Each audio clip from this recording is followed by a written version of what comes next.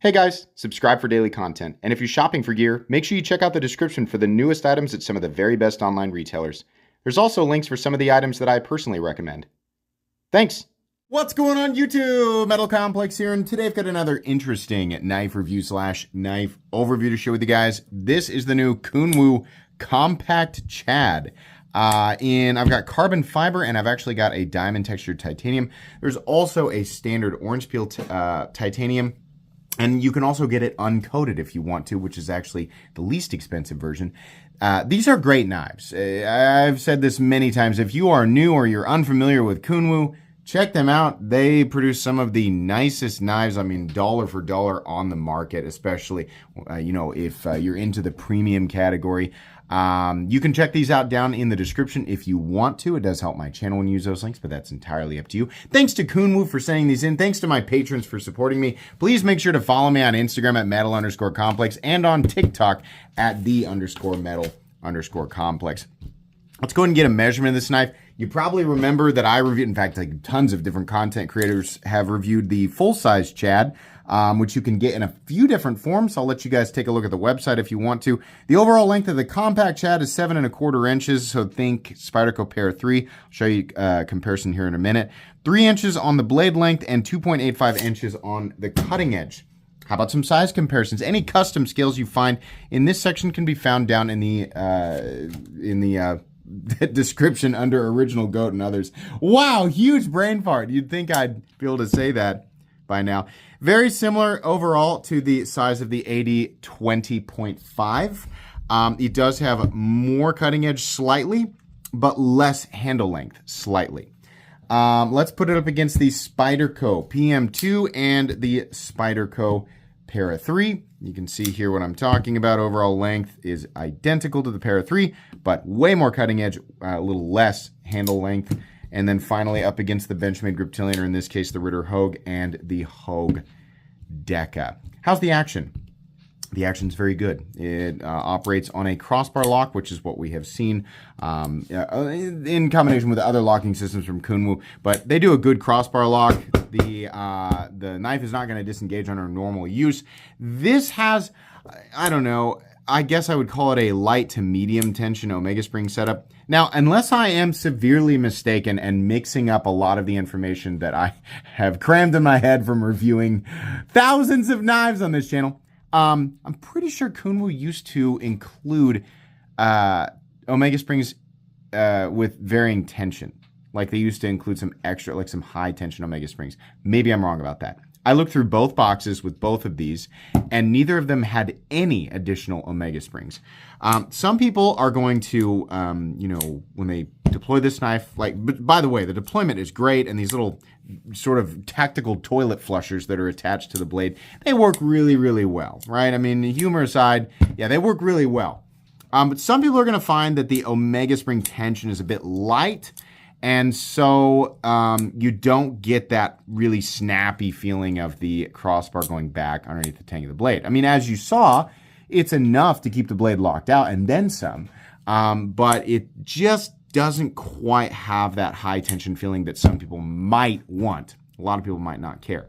Kunwu, I think it would be a good idea that you always include high tension Omega springs with these knives so people can get, I mean, at least if they want to, take the knife apart and they can get exactly the tension that they want. Personally, I like the feeling of the high tension Omega springs, but this is fine. Like if if this really is the only thing, the only choice that I had, if I really didn't, mess this up and lose both sets, which I'm pretty sure I didn't, I would be perfectly fine with this. I've just now having experienced a lot of the knives in the market with the high tension Omega springs, I just really like them. And I know that they're just giving that extra little shove to the crossbar lock back up behind the tang of the blade. So that is my only complaint, and I want to stress that it is a minor one.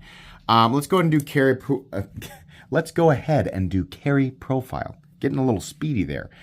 Thickness up against the Spyderco Para 3, it's not all that thick. Length and height up against the PM2 and the Para 3. Where are you today? There you are. You can see here that this is not going to be a difficult object to carry. In fact, I can tell you It is not. I've been carrying this titanium one. The carbon fiber one's okay, but I don't mind the extra weight of the titanium, and I really, really enjoy this size. It's very, very easy to carry. Why don't you put it up against the full-size, Chad? I'll tell you why, because I gave it away. If you don't know, on this channel, I do lots of giveaways, usually Friday evenings at 6:30 p.m. Central Standard Time. And the reason I don't have the full-size, Chad, is because I gave it away. So that's why I can't do the comparison. But hopefully you can take the measurement and compare the measurement to the full-size Chads on the Kunwu website.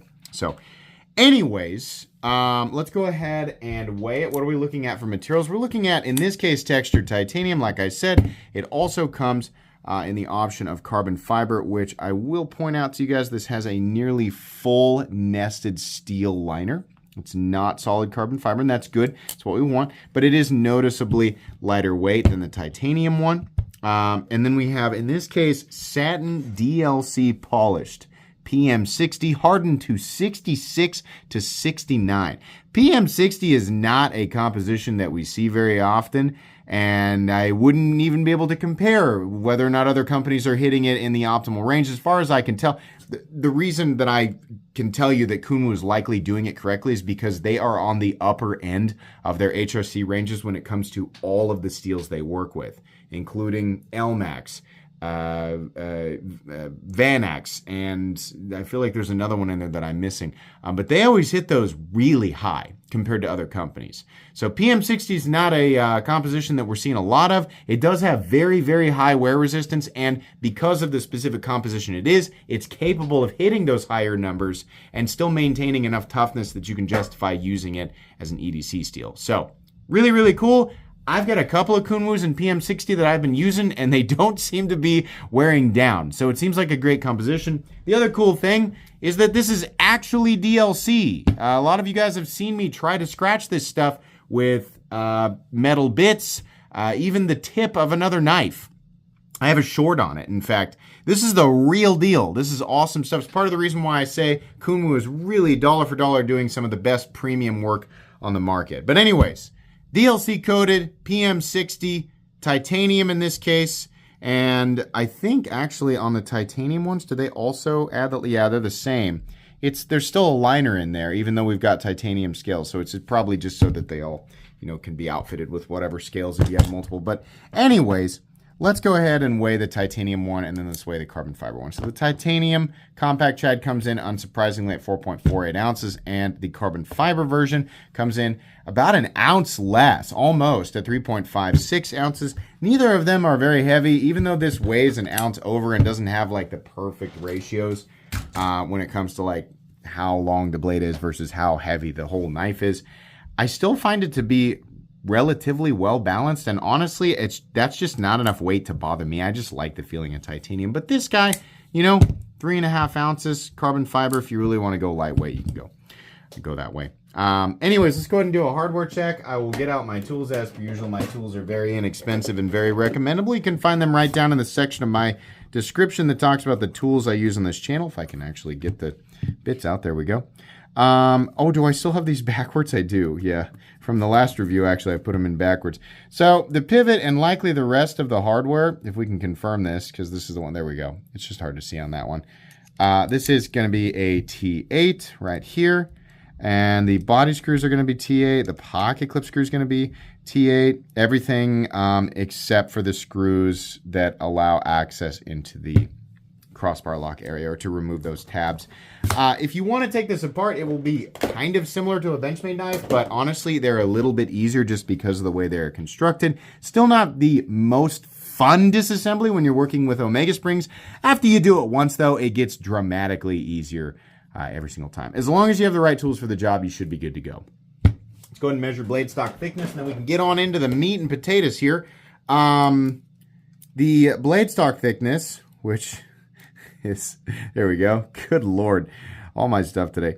Coming in at 125 thousandths, which if I'm not mistaken is the same thickness as the original Chad, but maybe not. Okay, meat and potatoes. This is literally a compact Chad. In fact, it's like I said, I don't think that they actually changed up the blade stock thickness. Sorry, it's got fingerprints and debris on it from me using it. But rest assured, none of these things are scratches. It's just like leftover from whatever it was that I was cutting, or it's just like, it's a fingerprint, something like that. That's just kind of the downside to using, the shiny DLC. It just really, really picks up fingerprints, but not that big of a deal. It's incredibly durable. I love the full-size Chad. I love everything about it. Really, really love the blade shape. For a lot of people, this is going to be everything that the full-size Chad is, but better. It comes down to preference. You have more than enough cutting edge to do, like most EDC tasks, right? It's still a fully capable knife. I would say the only thing that I like about the full-size Chad more is just the fact that I have more hand room, right? This is still a very, very comfortable knife, and honestly, this flat area right here, choking up, still feels really good. Kunwu does a great pocket clip. They do it on the shorter side. It's flat, knocked down at the edges. That means you can comfortably hold it in the standard grip or choked up. Me, I wear an XL glove, which is pretty normal for dudes. I can still get almost a full grip down here, and I can definitely get a nice, comfortable grip choked up. It feels really, really great. Like I said, if you have bigger hands, you might want to go with the bigger size. If you don't, if your hands are similar to mine or smaller, this will absolutely work, and it doesn't feel like a super teeny tiny knife. Honestly, it feels like a fully, it still feels like a fully capable knife. These thumb tactical toilet flushers are slightly in the cutting path, but not bad. And I didn't really notice much of a hang up. The only time it's really going to be a problem is when you are choking up right behind the edge and trying to cut straight down. Then you might catch it a little bit. Most of the time, though, you're going to be cutting a little bit at an angle or a little bit like this. You might run into it here or there. Not really that big of a deal. It's just a really good looking knife. Typical Kunwu, like premium execution. We have the awesome diamond texturing here. We got some milling in here. All of this is just really great. I love the combination of the black hardware with kind of the, almost like the blasted titanium right here. And then, honestly, the real highlight is this shiny black DLC. Not only does this look good, but it is incredibly durable. If you are new to knives, right, there are three main, coatings, I guess, for lack of a better explanation. I know people always want to go in depth about PVD and whether or not I should label it as that. There's Cerakote, pretty good. PVD, pretty good. DLC, way better than everything. The superior coating. This increases the corrosion resistance of whatever composition it's on, and it also has vastly superior scratch and wear resistance, right? Most of the time, a black blade, especially if you pick it up at the gas station or on Amazon for 20 bucks, it's literally paint. It's nothing. It is absolutely nothing. Just because the blade is black doesn't mean anything, right? The real coatings, the ones I listed there, but especially DLC. A true DLC is so ridiculously scratch resistant that you can literally take a bit to the blade, which I'll do for you guys, and it won't be enough to actually mark it up. It might initially leave a teeny tiny little mark, right? You can hear it there. But as soon as you wipe the blade off, that coating is so unbelievably hard that it won't leave a single mark. No matter where the light's hitting it, it's just not going to leave a mark, right? You'd really have to beat on that. I mean, a true DLC coating is going to be like 80 Rockwell. So, yeah, these are great. Kunwu does great work, and it looks awesome. Usually, the coatings we get are like a flat or like a chalky DLC, which not only doesn't look as good in my opinion, but it creates more friction when you're cutting. This is incredibly smooth. If your eyes were closed, there's no way you could tell the difference between this and a regular satin finished blade. So, huge fan of Kunwu, doing an awesome job with their shiny DLC. Big fan of it. Blade shape, great. We already went over that. Overall fit and finish, cutting bevel, right? Symmetry of the blade, all of that's really good. It's a typical, if you've handled a Kunwu before, this is no different, right? We do have the ambidextrous mounting positions for the pocket clip, which is great because we have an ambidextrous locking system. Very nice. No backspacer, just a couple of standoffs. No big deal. Already went over the pocket clip. Really nice pocket clip in and out of the pocket. A little bit of drag with the texturing. Not nearly as much of a problem with the smooth surfaces like the carbon fiber. I do like the carbon fiber.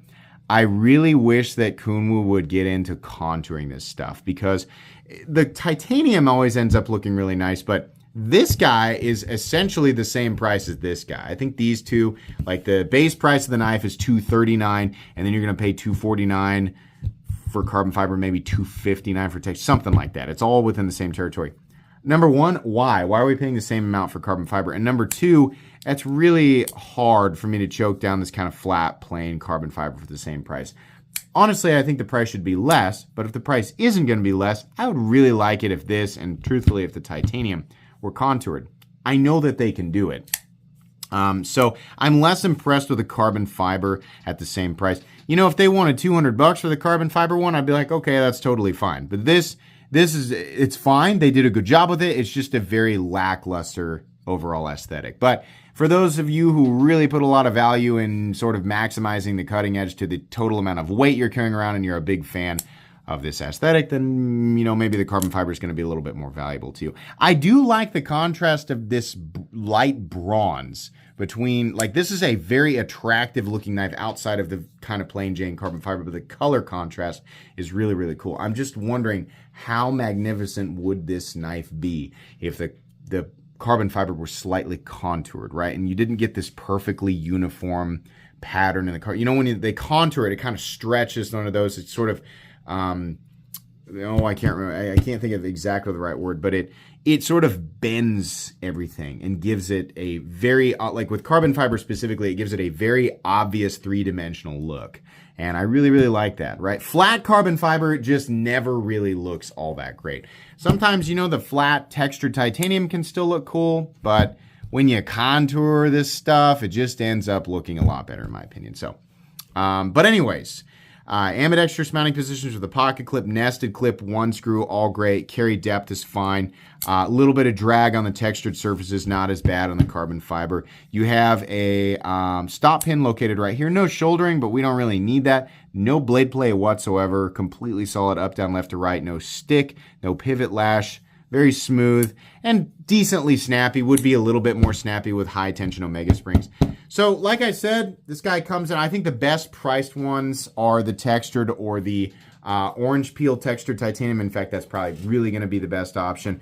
But if you want the shiny DLC, I mean, honestly, considering the total package, number one, PM60, super premium stuff. That stuff's being hardened correctly, as far as I know, right? That's really high Rockwell hardness. And then we have the true shiny DLC finish, which not everybody's doing right now. We have really, really nice execution of everything. Honestly, the only letdown here was, the only major letdown was just, I just really wanted the higher tension feeling omega springs, right? And if those have never been included, if they've always been, again, I mix this information up between companies. If it's always just been an extra set, I think there should be high tension omega springs added in with every purchase of these knives so that people have an option. Not just with Kunwu, but with literally every company that is offering a crossbar lock utilizing omega springs. Those are not expensive things, and it should be very easy for companies to put those in, and then their customers, if they want to, can take the knives apart and put in the omega springs that meet their preferences, right? That's just my opinion. But that being said, I definitely still recommend the compact Chad. Just, I don't think you're getting nearly as much value with the carbon fiber one. Like, it's definitely more expensive to do the titanium. I really feel like this guy should have been like $190 or something like that. It just seems like way too much money for just a couple of pieces of carbon fiber. It's really not all that exotic of a material, and it's certainly nowhere near as pricey to work with as titanium, right? So my advice would be to pick up a titanium one, but if you really like the carbon fiber, you want the knife to weigh less, then pick up the carbon fiber one. But all the way around, it's just excellent. It's just more of Kunwu, like building awesome stuff. Highly recommendable. If you've never purchased a knife that was around that 200 or between 2 to 250 mark, that can be a really intimidating price point, right? If you've never spent that much money on a knife. But if you're there and you're sure that you want to, and you're not sure which company to start with Kunwu. Not everybody needs to do it. If you're happy at the $50 price point, then stay there, you know? Like by all means, like just stay right there, right? But if you're like, I just really want to buy a nice knife, I just don't know where to start. Start with Kunwu, man. That's where you're really going to feel like you got your money's worth. A few other companies for sure, but Kunwu, I think, is doing the most consistent good job. So anyways, that's going to be it. Links for these guys down in the description. Please make sure to follow me on Instagram at metal_complex. If you enjoyed this video, leave a like. If you'd like to check out my other content, I do, of course, have lots of videos of knives that are either expensive or inexpensive that I do or don't like, so check those out. And if you enjoy all my content, go ahead and click on that Metal Complex logo right there and subscribe because there's definitely more coming. Thanks again for watching, everybody, and have a great day.